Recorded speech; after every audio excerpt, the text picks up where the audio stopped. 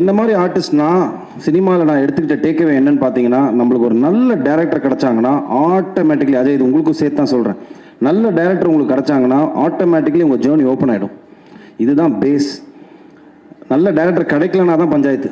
கதை சரியாக வராது, இல்லை சொன்ன கதையை சரியாக எடுக்க மாட்டாங்க, இந்த மாதிரியான நிறைய பிரச்சனைகள் வரும். பட் நல்ல டேரக்டர், அந்த கிராஃப்டை ப்ராப்பராக தெரிஞ்சுக்கிட்ட டேரக்டர் உங்களுக்கு கிடச்சிட்டாங்கன்னா, I think you are charted for that particular film. So எனக்கு அப்படி அமைஞ்ச ஒரு டேரக்டர் தான் Shri Senthil sir. I'm blessed to have you in my life. Thank you sir. ஏன்னா சினிமாவில் எல்லா ஹீரோஸ்க்கும் இருக்கும், அப்ஸ் அண்ட் டவுன்ஸ் நிறையா இருக்கும். ஒரு வெற்றி படம் கொடுப்போம், 3 படம் கொடுத்ததுக்கப்புறம் வந்துட்டு தலையில் தூக்கி வச்சுப்பாங்க. திடீர்னு ஒரு 2 படம் ஓடலன்னா அதை பேஸ் பண்ணி தான் மார்க்கெட் இருக்கும். அப்போ வந்துட்டு அவருக்கு மார்க்கெட் இல்லைன்னு சொல்லுவாங்க. அப்போ திருப்பியும் அந்த மாதிரி ஒரு ஃப்ளக்சுவேட்டிங்கான ஒரு பீரியட் நான் இருந்தபோது எனக்கு லைஃப் சப்போர்ட்டாக இருந்து கொடுத்த படம் தான் Kalidas. It became an hashtag comeback film for me அப்படின்னு. ஏன்னா நான் இண்டஸ்ட்ரிட்டு எங்கேயும் போகல, இதே இண்டஸ்ட்ரியில் நான் இருக்குங்கிறனால தான் 23 வருஷமாக நான் சர்வை பண்ணி அடிச்சு ஏறி வந்துகிட்டு இருக்கேன். பட் ஆஃப்கோர்ஸ் அந்த பிஸ்னஸ்ன்னு வரும்போது பார்த்தீங்கன்னா, what is your last film, கடைசியாக உங்கள் படம் என்ன ஓடி இருக்கு, அதை பொறுத்து தான் எல்லாமே இருக்கும், இன்க்ளூடிங் த கரண்ட் ஃபிலிம், நீங்கள் சைன் பண்ணுற ஃபிலிமோட பட்ஜெட்டாக இருக்கட்டும். ஸோ அப்படி நான் இருந்த கட்டத்தில் எனக்கு ஒரு கம்பேக் ஃபிலிமாக இருந்து Kalidas. So coming to Kalidas 2,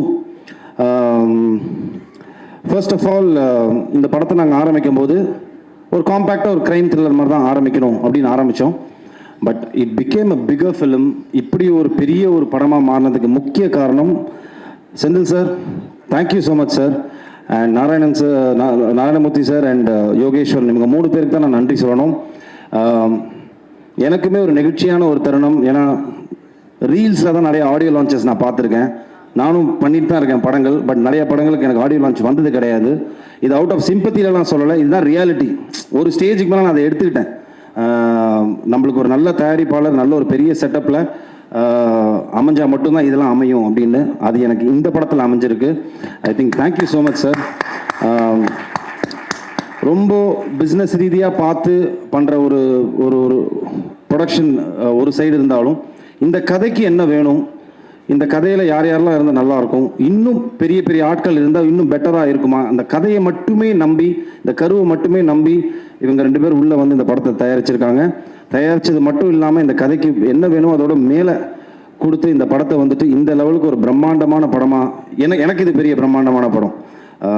I know there are lot of bigger films நான் இண்டஸ்ட்ரியில் எடுத்துகிட்டு இருக்காங்க. பட் எங்களை பொறுத்த வரைக்கும் இது ஒரு பெரிய படம். ஸோ அப்படி பண்ண என்னோட தயாரிப்பாளர்களுக்கு ரொம்ப ரொம்ப நன்றி சார்.